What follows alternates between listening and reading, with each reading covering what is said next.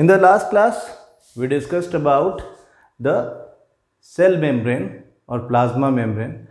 When we were talking about cell membrane or plasma membrane, we actually discussed about its functions, and what we said that number one, it gives the cell a definite shape, and number two, it controls the transportation of material across it or exchange of materials across it. तो उसमें हमने देखा कि क्योंकि ये एक semi permeable membrane है, इसमें से कंटिन्यूसली सब्सटेंसेस आते जाते रहते हैं। यहाँ पर हम ये समझ लें कि सम सब्सटेंसेस लाइक गैसेस और अदर सब्सटेंसेस में come out of the cell by simple diffusion. Diffusion मतलब higher concentration to lower concentration movement of material. वो कोई भी मटेरियल हो सकता है, लेकिन जब हम कहते हैं कि movement of water across a semi permeable membrane from water's higher concentration to water's lower concentration, then it is osmosis. तो कल हमने ऑस्मोसिस के बारे में और ऑस्मोसिस के टाइप्स के बारे में देखा। आज हम with the help of videos हम उनको एक बार रिवाइज कर लेते हैं उस कंसेप्ट को, और फिर उसके बाद हम देखेंगे कि क्या अलग हम यहाँ पर सीखते हैं, मतलब क्या ख़ास बात अब हमारे इसमें हमारे बुक में लिखी हुई है कि कुछ जो एक्टिविटीज़ के बारे में मैंने कहा था आपने ज़रूर पढ़ ली होंगी। 2 एक्टिविटीज़ आपकी बुक में दी हुई हैं। एक तो osmosis with the help of eggs समझने की कोशिश करते हैं, यहाँ पे क्या छोटे छोटे क्वेश्चन पूछे जाते हैं मैं आपको बताऊंगा, और दूसरा रेजिन्स, जो किशमिश होती है रेजिन्स, उसके साथ में ऑस्मोसिस को डिस्प्ले करना। ये सब हम वीडियोस की हेल्प से भी देखेंगे, और फिर ये भी डिस्कस करेंगे कि क्वेश्चंस किस तरह के पूछे जा सकते हैं और हमें आंसर किस तरह से लिखने हैं। तो सबसे पहली बात तो प्लाज्मा मेम्ब्रेन का स्ट्रक्चर, जो कि अगर हम देखें एक्चुअली उसमें क्या है कि बेसिकली ये एक मेम्ब्रेन है which is made up of lipoproteins. Lipoprotein एक वर्ड यूज़ कर रहा हूँ मैं। Plasma membrane is made up of lipoproteins. इसमें लिपो लिपिड वर्ड से आया है। हाँ, और लिपिड का मतलब क्या होता है? लिपिड का मतलब होता है फैट। उसके अलावा प्रोटीन्स होते हैं, मतलब यहाँ पे फॉस्फोलिपिड्स होते हैं। ये जो दिख रहे हैं ये लिपिड्स हैं। हाँ, ये दोनों तरफ से ऐसा जो गोल गोल दिख रहा है ये लिपिड्स हैं, इनको हम बोलते हैं फॉस्फोलिपिड्स। उसके अलावा इसमें कोलेस्ट्रॉल होता है जिसे हम फैट बोल रहे हैं। तो बहुत डिटेल में इसके स्ट्रक्चर को तो पढ़ना नहीं है, लेकिन मैं आपको सिर्फ एक विजुअल देना चाहता हूँ कि आप ये देखें कि किस तरह से एक्सचेंज ऑफ मटेरियल होते रहता है। एक तो ये देखेंगे, उसके अलावा जब कोई सिंगल सेल किसी सब्सटेंस को एनगल्फ करती है, द प्रोसेस ऑफ एंडोसाइटोसिस, तो वो कैसे होता है वो भी हम इस वीडियो में थोड़ा सा नज़र से निकालेंगे। तो देखो, सबसे पहले तो ये देखो कि ये किस तरह से मूव करता है। हाँ, this is how it keeps on moving. इस तरह से एक्सचेंज ऑफ मटेरियल चलता रहता है। इसमें काम की चीज़ें अंदर आती रहती हैं। क्या काम की चीज़ें अंदर आएंगी? वाटर अंदर आएगा, अमाइनो एसिड्स अंदर आएंगे। हाँ, इस तरह से चीज़ें बाहर जाती हैं, चीज़ें अंदर भी आती हैं। तो एक तो बात ये है। दूसरी बात क्या है कि अगर हम देखें कि कोई सब्सटेंस अंदर कैसे कोई सेल लेती है, हाँ, this process is known as endocytosis. ये बड़ा इम्पॉर्टेंट बात है। एंडोसाइटोसिस का मतलब क्या हुआ? एंडोसाइटोसिस का मतलब हुआ कि एनगल्फिंग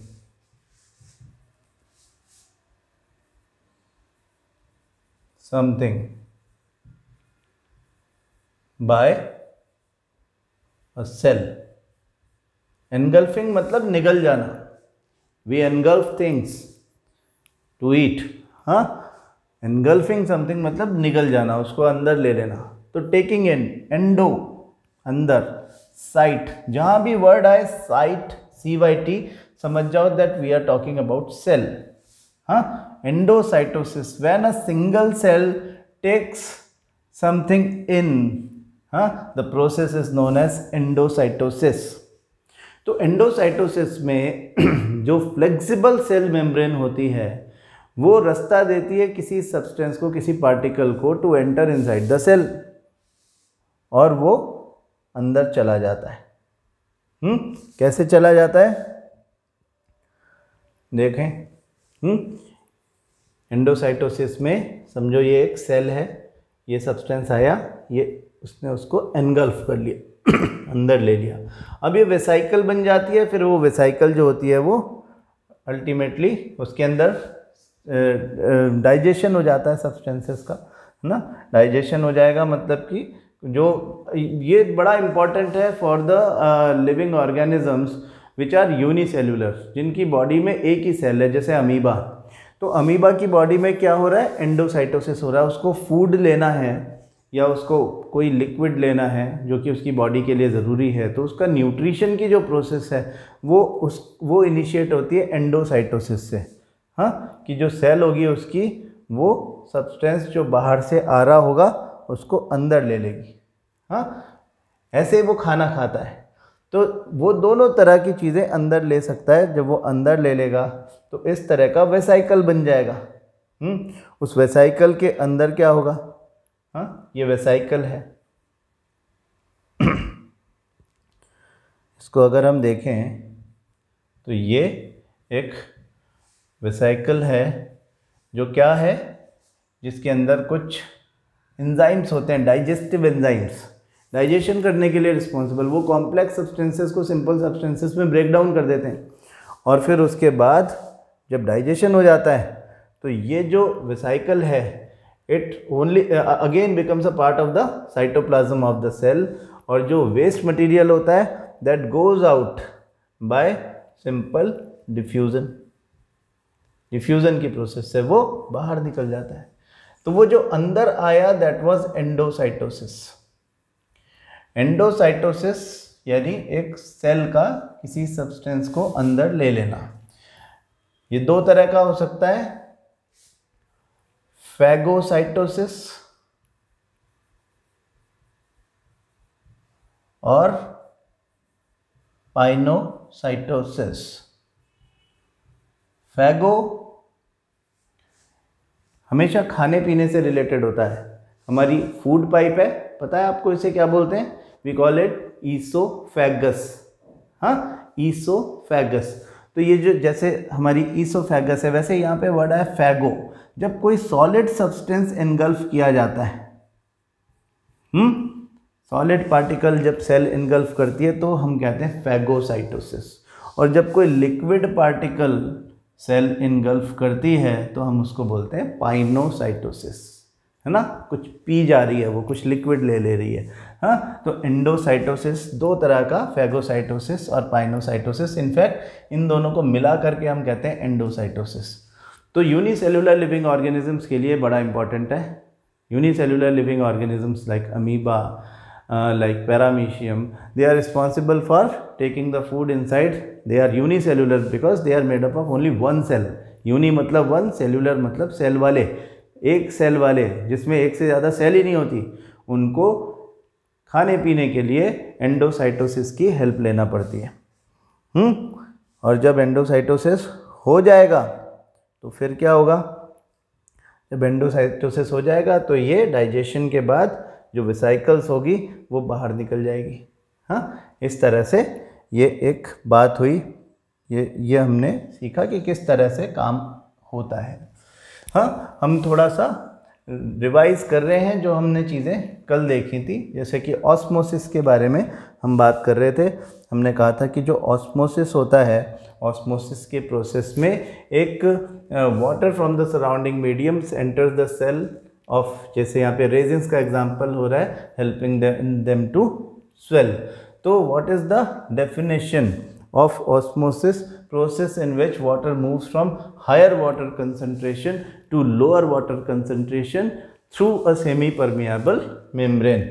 ये हमारा डेफिनेशन है ऑस्मोसिस का। वाटर का मूवमेंट ही ऑस्मोसिस होता है, और किसी सब्सटेंस का मूवमेंट जो है वो डिफ्यूज़न होता है from higher concentration to lower concentration. Osmosis केवल वाटर के मूवमेंट को बोलते हैं, ये बात याद रखनी है हमेशा। और सेमी परमिएबल मेम्ब्रेन के थ्रू ही होना चाहिए। मतलब वाटर का भी डिफ्यूज़न होता है अगर सेमी परमिएबल ना हो मेम्ब्रेन बीच में। अगर सेमी परमिएबल मेम्ब्रेन एब्सेंट है तो वाटर जब higher concentration to lower concentration move करेगा तो हम उसको डिफ्यूज़न ऑफ वाटर बोलेंगे। लेकिन जब सेमी परमिएबल मेम्ब्रेन के थ्रू वाटर की हायर कंसंट्रेशन से वाटर के लोअर कंसंट्रेशन की तरफ जाता है तो हम उस प्रोसेस को ऑस्मोसिस बोलते हैं। तो कल हमने ये चीज़ देखी थी। तो ऑस्मोसिस जो होता है वो कितने टाइप का होता है कल हमने बात की थी। हमने ये भी देखा था कि उसमें जो सब्सटेंसेस होते हैं वो सेल के अंदर जाते हैं तो एंडोसाइटोसिस, बाहर आते हैं तो एंडोस्मोसिस, एंड बाहर आते हैं तो एक्सोस्मोसिस होता है। हाँ, तो हम यहाँ पे कुछ आरबीसीज का, रेड ब्लड सेल्स का एग्जांपल ले रहे हैं। हाँ, जो रेड ब्लड सेल्स होती हैं they are essential, very important cells of the blood which carry oxygen। हाँ, ऑक्सीजन कैरी करने वाली सेल्स हैं और ये बड़ी स्पेशल टाइप की सेल्स होती हैं विच आर ए न्यूक्लिएटेड, मतलब इनमें न्यूक्लियस नहीं होता।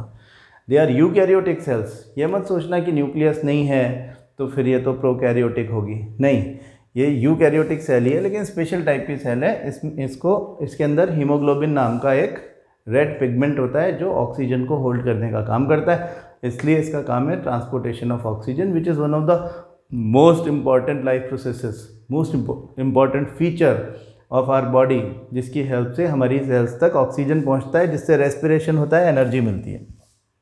तो ये जो 3 कंटेनर्स दिखाए गए हैं जिसमें आरबीसी एक जैसी सेल्स रखी गई हैं, हाँ, और फिर इन तीनों में अलग अलग तरह के सॉल्यूशन रखे गए हैं। हमें इस एक्सपेरिमेंट के रिजल्ट से अंदाज़ा लगाना है कि यहाँ पर किस किस टाइप के सॉल्यूशंस रखे गए हैं। तो देखें कि इसको थोड़े टाइम के लिए ऑब्ज़र्व करते हैं तो हमें क्या पता चलता है कि इधर सेल्स श्रिंक हो गई हैं, हाँ, यहाँ पे सेम है, हाँ, एक जगह पर, यहाँ एक जगह पर बल्ज हो गई है, हाँ, बड़ी हो गई हैं, स्वेल हो गई हैं। तो यहाँ पर क्या हुआ फर्स्ट केस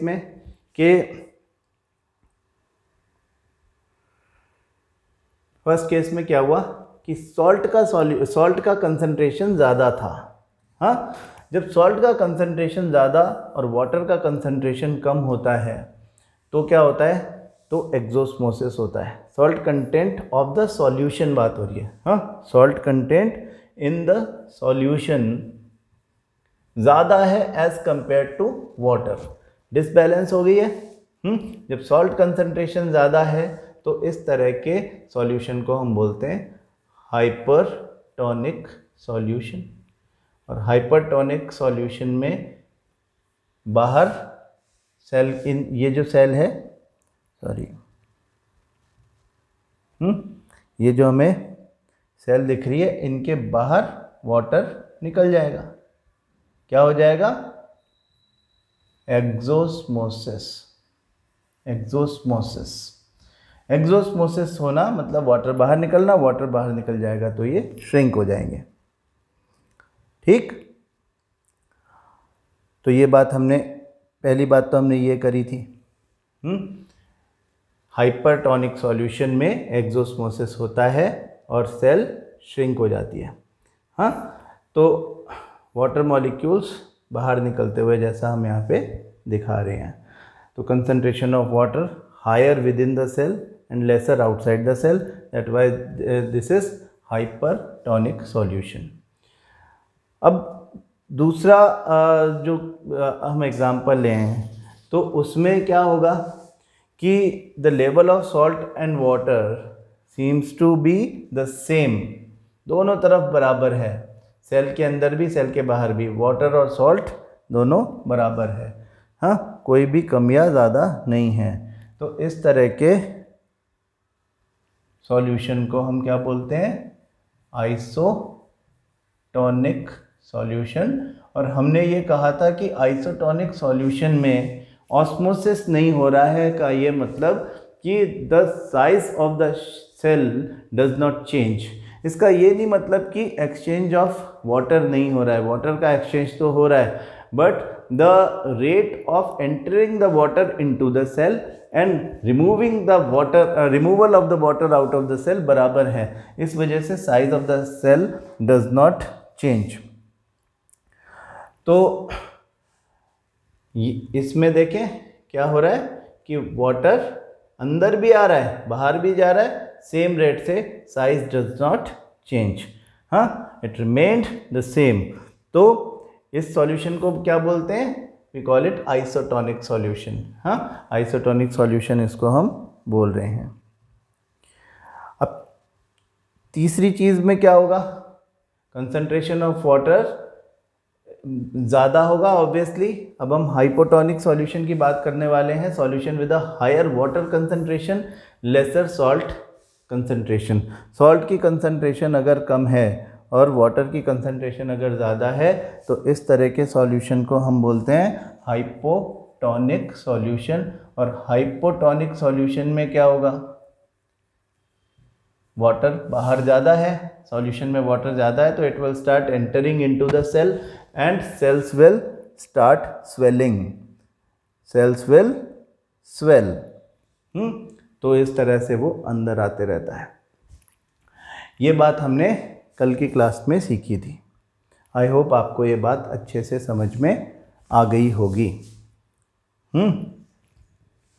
अब अगर हम देखें कि हमारी बुक में जो एक्टिविटीज़ हैं, ये सब बातें आप पढ़ोगे 1, 2 एंड 3, यहाँ पे आपको तीनों तरह के सॉल्यूशंस के बारे में पता चल जाएगा।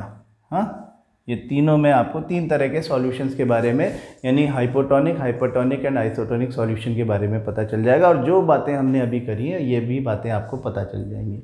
आपने सीखा कि प्लाज्मा मेम्ब्रेन फ्लेक्सिबल होती है, प्लाज्मा मेम्ब्रेन लिपोप्रोटीन से मिलके बनी हुई होती है, प्लाज्मा मेम्ब्रेन अलाउ करती है सम सब्सटेंसेस को आने का और बाहर निकल जाने का, यानी वो सेमी परमिएबल मेम्ब्रेन है। और वो कंट्रोल करती है exchange of materials across the membrane. इतनी बातें हमको पता चल गई। सब एनिमल सेल में आउटर मोस्ट मेम्ब्रेन जो होती है वो सेल मेम्ब्रेन या प्लाज्मा मेम्ब्रेन ही होती है। तो ऑस्मोसिस को डिस्प्ले करने के लिए वी हैव 2 एक्टिविटीज़। एक एक्टिविटी यहाँ पे दिखाया हुआ है हमको, activity 5.3, osmosis with an egg. इसमें क्या करते हैं कि हम एग जो होते हैं, आपने अगर एग देखे हैं तो एग के ऊपर एक बाहर कैल्केरियस या कैल्शियम कार्बोनेट का शेल होता है।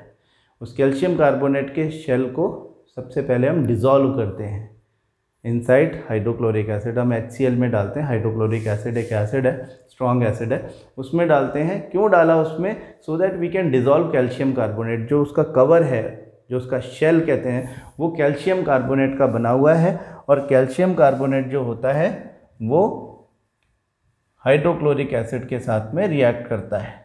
हाँ, तो कैल्शियम क्लोराइड बनाता है, कार्बन डाइऑक्साइड गैस बनती है और वाटर बनता है।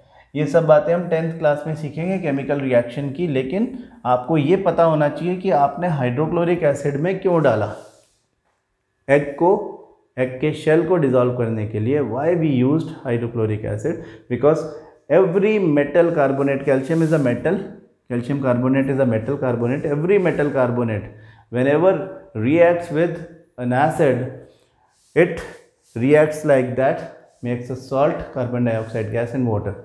तो ये रिएक्शन करवाने के लिए हमने उसको छोड़ देते हैं थोड़े टाइम के लिए, 1-2 दिन के लिए उसको छोड़ देते हैं, वो पूरी तरह से डिज़ोल्व हो जाता है ना। The shell is mostly calcium carbonate. ये बात आपके सिलेबस का ही है, मैं आउट ऑफ सिलेबस नहीं बता रहा हूँ। A thin outer skin now encloses the egg. जब आपने उसको निकाल दिया तो फिर उसके बाद आप उसको प्योर वाटर में डालोगे। हाँ, इस तरह के एग को हम क्या बोल रहे हैं? D shelled egg. तो उसको हम 2 चीज़ों में, एक तो पानी में डालेंगे 5 मिनट के लिए, या थोड़ी देर और डाल लो, 5 मिनट के लिए डाल लोगे, मेरे ख्याल से काफ़ी है। और दूसरा आप उसको सॉल्ट सॉल्यूशन में डाल दोगे। और फिर उसके बाद हम ऑब्जर्वेशंस देखेंगे। ये एक्टिविटी नंबर 1 है जिसको हम वीडियो से समझने की कोशिश करते हैं। तो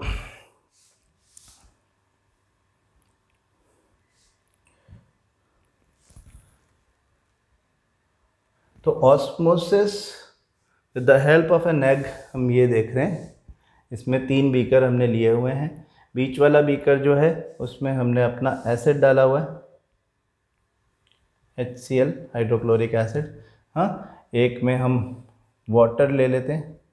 हाँ, एक में इनफैक्ट इसमें हम सॉल्ट सॉल्यूशन ले लेते हैं जिसमें हाईली कंसंट्रेटेड सॉल्ट सॉल्यूशन है।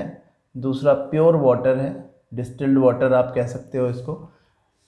तो हमें पहले तो शेल हटाने हैं और फिर उसके बाद उसको इसमें डाल करके ऑब्जर्वेशंस देखने हैं, हाँ, कि क्या क्या होता है।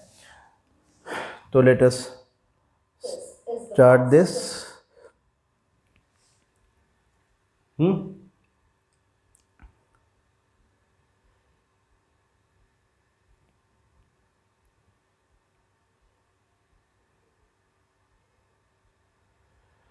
यहाँ पे हमने डाइल्यूट HCl लिया है। ये दोनों एग हैं, इन दोनों को हम एक साथ इसमें डाल देंगे।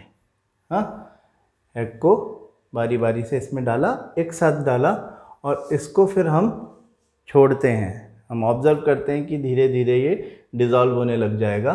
एग का जो शेल है इसको हमने इसे टाइम लगेगा, एकदम से नहीं डिज़ोल्व होगा। तो हमने इसको 1 दिन पूरा रख दिया है। अभी हमारा टाइम अगर हम देखें 1 days 9 hour टाइम बढ़ता जा रहा है ना। तो shells of the eggs are removed by dissolving them in dilute hydrochloric acid. 2 दिन हो गए पूरे। 2 दिन में ये 2 दिन के में काफ़ी कमज़ोर हो जाएगा, वीक हो जाएगा, धीरे धीरे डिज़ोल्व होता होता गायब हो जाएगा। हाँ, अब इसको पूरा 3 दिन हो गया है। 3 दिन के बाद में हम इसको चेक करेंगे तो इसकी जो शेल है वो रिमूव हो गई है। अब हमने इसको कहाँ डाल दिया? हमने इसको डाला है, एक को डाला सॉल्ट वाटर में, एक को डाला एकदम प्योर डिस्टिल्ड वाटर में। अब हमारी ऑब्जर्वेशंस क्या होनी चाहिए, हम देखते हैं कि जो सॉल्ट वाटर है वो एक्चुअली हाइपरटोनिक सॉल्यूशन है, क्योंकि दिस इज सॉल्ट वाटर। तो सॉल्ट वाटर मतलब सॉल्ट का कंसंट्रेशन ज़्यादा, यानी वाटर का concentration outside the egg is less. तो this type of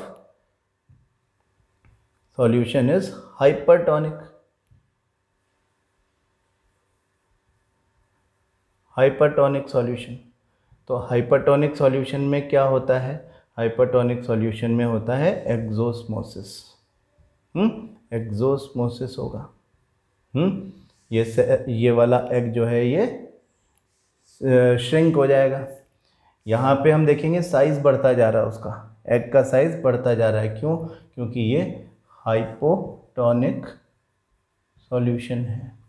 hypotonic solution में वाटर एंटर करता है उसमें, इसको हम बोलते हैं एंडोस्मोसिस। तो यहाँ पे होता है एंडोस्मोसिस।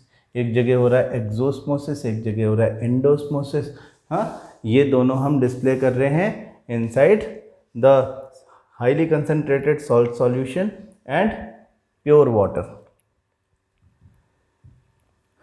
तो this is how is seen. इसका साइज छोटा होता चला गया और इसका साइज बड़ा होता चला गया। ये फ्लोट करने लग गया छोटा होकर के, और ये हेवी होकर के और नीचे रह गया। तो ये हमारा डिस्प्ले है।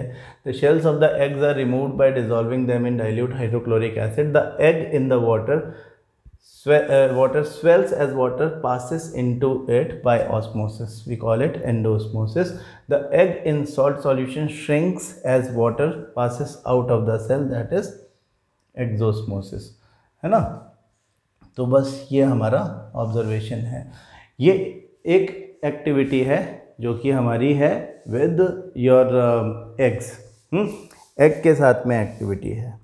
दूसरी एक्टिविटी जो हम करेंगे that activity will be with resins. Resins जो कि हमारे किशमिश होते हैं, बड़ा छोटा सा एक एक्टिविटी है। बेसिकली ये थोड़ा सा टाइम लेता है। आपने किशमिश देखे होंगे, बेसिकली जो ग्रेप्स होते हैं वही ड्राई करके और उसका सारा पानी वानी निकल जाता है, वो बिल्कुल श्रंकन हार्ड, सेमी हार्ड कह सकते हो आप।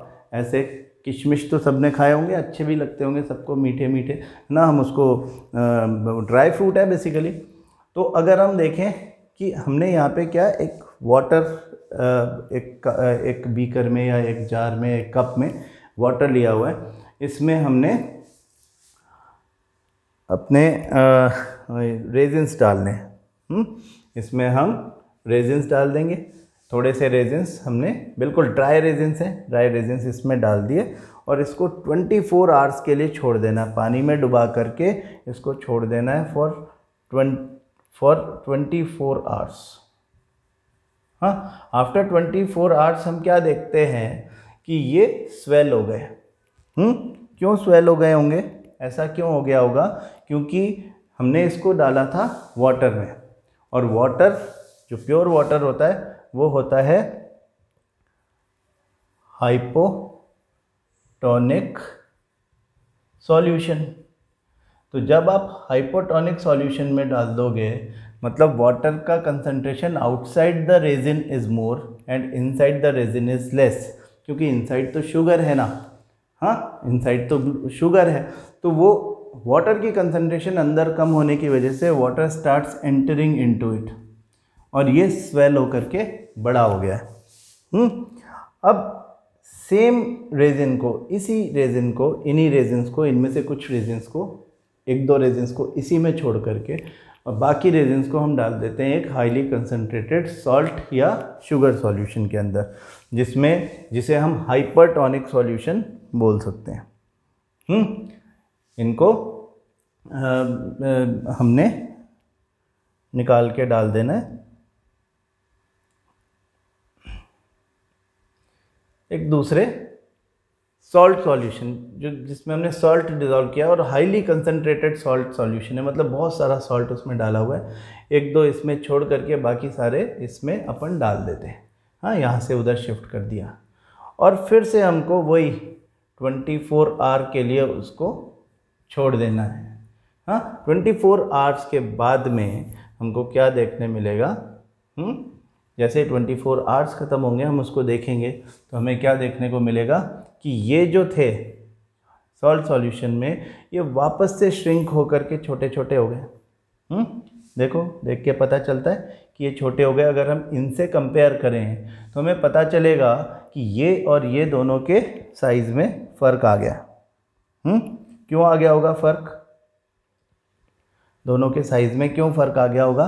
क्योंकि ये वाला जो सॉल्यूशन था वो था हाइपरटोनिक सॉल्यूशन, और in an hypertonic solution there is always exosmosis. तो जब एक्सोस्मोसिस होगा तो वाटर बाहर निकल जाएगा, श्रिंक हो जाएंगे। तो इनका तो एक्सोस्मोसिस हो गया है, हाँ, और इस वाले का एंडोस्मोसिस हो गया है। इसको हमने हाइपोटोनिक सॉल्यूशन में रखा था, इसको हमने हाइपरटोनिक सॉल्यूशन में रखा है। तो आई होप आपको ये एक्टिविटी का मतलब समझ में आ गया होगा, और आपको ये भी समझ में आ गया होगा कि ऑस्मोसिस का डिस्प्ले करके हम किस तरह से टाइप्स ऑफ ऑस्मोसिस बता सकते हैं। 3 तरह के solutions, hypertonic, hypotonic and isotonic. Hypotonic solution, hypo का मतलब लेस होता है, हम सॉल्यूशन की बात कर रहे हैं। तो हाइपोटोनिक का मतलब है सॉल्यूशन में सॉल्ट या मिनरल या सॉल्यूट, कल मैंने लिखा था, आपको याद हो कि सॉल्ट या मिनरल या जो सॉल्यूट होता है उसकी कंसंट्रेशन सॉल्यूशन में कम हो तो हम कहते हैं हाइपोटोनिक। अब जाहिर है उनकी कंसंट्रेशन कम होगी सॉल्यूट की, तो फिर सॉल्वेंट की ज़्यादा होगी। हाँ, सॉल्वेंट की ज़्यादा है मतलब वाटर की ज़्यादा, वाटर इज़ द सॉल्वेंट। तो वाटर की concentration around the cell, around the raisin, around the egg ज़्यादा है, तो water will start entering into the cell from higher concentration to the lesser concentration inside the cell, and this type of osmosis is known as endosmosis. Endosmosis यानी water का अंदर जाना। तो hypotonic solution में हमेशा एंडोऑस्मोसिस होगा and the cell will swell, बड़ी हो जाएगी। जैसे एग के साथ हुआ, जैसे रेजिन्स के साथ हुआ, वैसे ही हमारी सेल्स के साथ भी ऐसा ही होगा, आरबीसीज के साथ भी ऐसा ही हुआ। हाँ, और अगर दूसरी बात हम करते हैं, अगर ऐसा होता है कि हम हाइपरटोनिक सॉल्यूशन में किसी सेल को रख दें तो वो अगर स्वोलन होगी तो भी श्रिंक हो जाएगी, एक्सोस्मोसिस हो जाएगा, क्योंकि हाइपरटोनिक सॉल्यूशन का मतलब, हाइपर मतलब हाई, हाइपरटोनिक मतलब साल्ट का या सॉल्यूट का कंसंट्रेशन या कंसंट्रेशन ज़्यादा इनसाइड द सॉल्यूशन। इसका मतलब वाटर का कंसंट्रेशन इनसाइड द सॉल्यूशन कम है, सेल के अंदर ज़्यादा वाटर कंसंट्रेशन है, तो water will start moving out of the cell and the cell will shrink like this. हाँ, ये बात आपने याद रखनी, ये बात सीखनी है। ठीक है, तो I hope things are very very clear now, कोई डाउट होना नहीं चाहिए।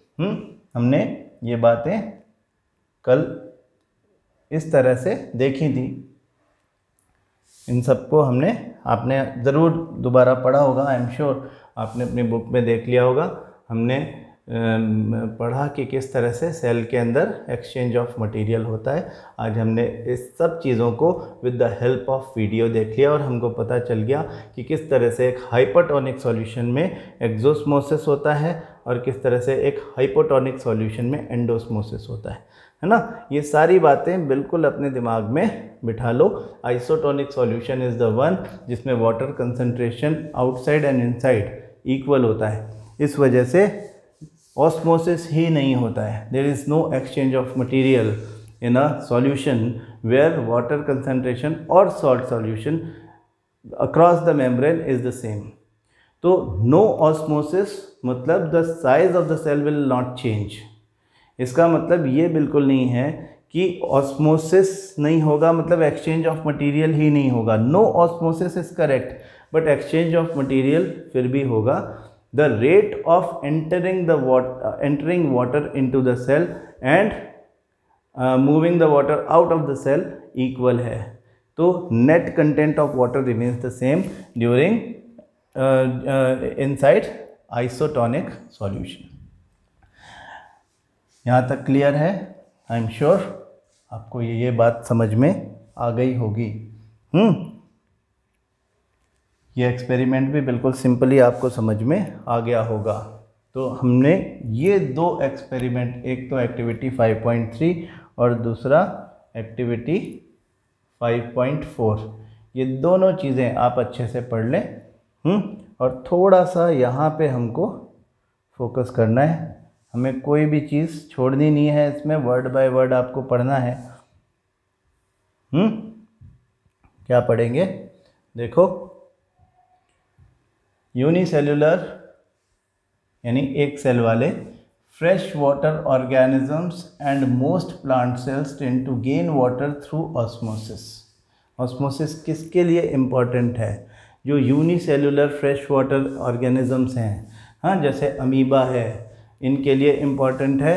Absorption of water by plant roots is also an example of osmosis. हाँ, ऑस्मोसिस का example day to day life में या लिविंग वर्ल्ड में आप इस तरह से दिखा सकते हो। हाँ, कि एक तो unicellular fresh water organisms, most plant cells, absorption of water by plant roots.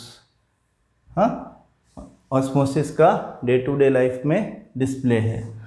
Thus, diffusion is important in exchange of gases and water in the life of a cell. In addition to this, the cell also obtains nutrition from its environment. Different molecules move in and out of the cell through a type of transport requiring use of energy. Energy को use करके काम की चीज़ों को अंदर लेना। The plasma membrane is flexible and is made up of organic molecules called lipids and proteins. याद करें, हमने एक वर्ड यूज़ किया था लिपोप्रोटीन्स। हाँ, लिपोप्रोटीन्स का मतलब लिपिड्स एंड प्रोटीन्स ही है। However, we can observe the structure of the plasma membrane only through an electron microscope. हाँ, ये बहुत छोटा, हम अपने कंपाउंड माइक्रोस्कोप जो हम उस दिन देख रहे थे, उस कंपाउंड माइक्रोस्कोप की हेल्प से नहीं देख पाएंगे कि प्लाज्मा मेम्ब्रेन कैसी दिखती है। उससे तो हमको सेल वॉल दिख जाती है प्लांट की और न्यूक्लियस दिख जाता है, इससे ज़्यादा हम देख नहीं सकते। The flexibility of the cell membrane also enables the cell to engulf in food and other material from its external environment. Such processes are known as endocytosis. Amoeba acquires its food through such processes. ये सब question है, ये भी question है, ये भी question, ये सब आपको एग्जाम में आएगा, इसलिए मैं आपको वर्ड बाय वर्ड पढ़ने के लिए बोल रहा हूँ ये। हाँ, इसलिए हमने ये बुक खोल के रखी हुई है यहाँ कि आपको पता हो कि क्लास में हम जो पढ़ रहे हैं वो आपकी बुक में कहाँ लिखा है। अगर आपको ये पता नहीं है तो आपको नुकसान हो सकता है, आप फिर हो सकता है कि अपने आप जा कर के उस बुक को ना पढ़ो। अगर आपने बुक नहीं पढ़ी तो आई एम श्योर आप चीज़ें भूलने लग जाओगे। Please do not depend upon notes. मैं आपको नोट्स इसलिए हमेशा बाद में देता हूँ कि रोज़ के रोज़ आप एनसीईआरटी पढ़ो। आपकी डिपेंडेंसी सिर्फ़ और सिर्फ आपकी बुक पर, आपकी एनसीईआरटी पे होना चाहिए। 9th क्लास में जब आप पढ़ रहे हो तो आप एक्चुअली 10th क्लास की तैयारी शुरू कर चुके हो। हाँ, और आप उसी पैटर्न में पढ़ रहे हो जिस पैटर्न में 10th क्लास में पढ़ाया जाएगा। और 10th क्लास में ज़रूरत है बोर्ड एग्ज़ाम को फेस करने की, जिस तरह की स्टडी की वही हम कर रहे हैं। तो इसलिए ये बहुत इम्पॉर्टेंट है। ठीक है जी, तो हमारे इन टेक्स्ट क्वेश्चन है, how do substances like carbon dioxide and water move in and out of the cell, discuss. तो carbon dioxide is a gas, it will move in and out by the process of diffusion, but water through a semi permeable membrane from water's higher concentration to water's lower concentration will move with the help of osmosis. Concept clarity के लिए पूछा गया छोटा सा question है। Why is the plasma membrane called a selectively permeable membrane? Because it selectively allows some substances to enter into it. हर किसी substances को, हर किसी चीज़ को अंदर नहीं आने देती, कुछ चीज़ों को आने देती है, कुछ चीज़ों को नहीं आने देती। इसके बारे में डिटेल आप हायर क्लासेस में पढ़ोगे कि what is the procedure by which things are selectively allowed to enter into the cell. लेकिन ये जो आपको ध्यान रखना है कि इस तरह का क्वेश्चन आपसे पूछा जा सकता है कि सेलेक्टिवली परमिएबल का मतलब क्या है। वो ये पूछना चाह रहे हैं कि what do you understand by saying that plasma membrane is selectively permeable. तो आप बस ये बात बता दो कि वो सेलेक्टिवली, यानी वो सिलेक्ट करता है कि किसको अंदर आने दें, किसको ना आने दें। इसको बोलते हैं सेलेक्टिवली परमिएबल। परमिएबल जो आर पार जाने दे और सेलेक्टिवली जो सेलेक्ट करके आर पार जाने दे। तो इट इज़ सेलेक्टिवली परमिएबल और सेमी परमिएबल मेम्ब्रेन। सिंपल बात है। तो हमारा ये वाला सेक्शन जो कि सेल मेम्ब्रेन से रिलेटेड था वो अभी ख़त्म होता है। कल की क्लास में हम आगे बात करेंगे। We will discuss about the cell wall which is found in plant cell specifically made up of cellulose. और फिर हम कुछ और एक्टिविटी के बारे में बात करेंगे। बहुत इंपॉर्टेंट एग्ज़ाम के हिसाब से रियोलीव की एक्टिविटी है, उसके बारे में बात करेंगे। ये एक्टिविटी सेल चैप्टर में बहुत इंपॉर्टेंट है। हाँ, चाहे वो न्यूक्लियस में दिख रहा हो, चाहे वो आपको सेल वॉल में दिख रहा हो, चाहे सेल मेम्ब्रेन में दिख रहा हो, ये जो एक्टिविटीज़ हैं ये बड़ी इंपॉर्टेंट है और आपको इसमें से बहुत क्वेश्चन पूछे जाते हैं। तो एक्टिविटीज़ बहुत ध्यान से पढ़े। बाकी बातें हम कल की क्लास में करेंगे। ठीक है, थैंक यू सो मच।